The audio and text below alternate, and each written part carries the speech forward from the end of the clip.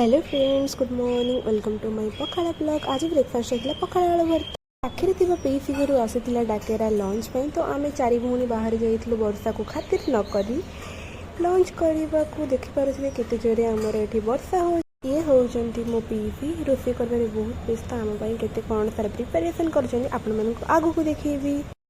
ये आम lunch ready बहुत कम समय पीसी केते सारा आइटम कर आम सब भाई भौणी मिसिकी खाऊ। एमती चांस बहुत कम मिले।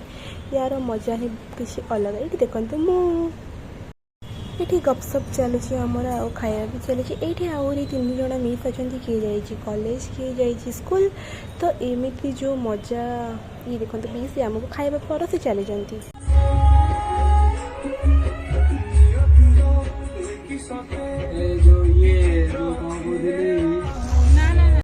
तापर डायरेक्ट पलि आसलु डिनर करने को। काली आम पलैबू गाँव। तो आज ये लास्ट सब भाई भौणी मिसिकी खाऊ। पुणी एमती दिन के आसलु के जाने। Bye bye.